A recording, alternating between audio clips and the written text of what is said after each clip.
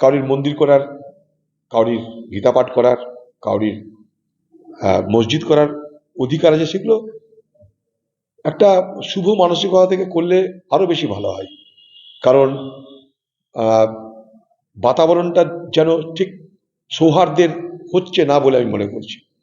এটা শুধু মুর্শিদাবাদ নয়, সারা বাংলাতেই সৌহার্দ্যের সম্প্রীতির বাতাবরণটা বজায় রাখা জরুরি। নাহলে বাংলা পিছিয়ে তো গেছেই, এবার অতল গহ্বরে চলে যাবে। আমি ভয়টা এই জায়গাটাই পাচ্ছি, বাংলা পিছিয়ে গেছে, পিছিয়ে যাচ্ছে, অতল গহ্বরে পড়বে যদি এইটা আমরা হারিয়ে ফেলি। ঠিক একইভাবে দেশের ক্ষেত্রেও তাই। সাম্প্রদায়িক সম্প্রীতি, সৌহার্দ্যের বাতাবরণ, দেখুন আমরা যে যাই করি না কেন, নিজেদের সমাজের মধ্যে, নিজেদের রাজ্যের মধ্যে, নিজেদের দেশের মধ্যে যদি আমরা একে অপরের বন্ধু হতে না পারি, তাহলে বিদেশি শক্তিরা আরো বেশি শক্তিশালী হয়। যারা ভারতবর্ষকে ভালো নজরে দেখে না, যারা ভারতবর্ষের ক্ষতি চায়, দুর্বল চায়, তাদের হাতটা আরো শক্ত হয়। অতএব দায়িত্ব কিন্তু সকলের, এ দেশকে সুস্থ সবল স্বাভাবিক রাখার।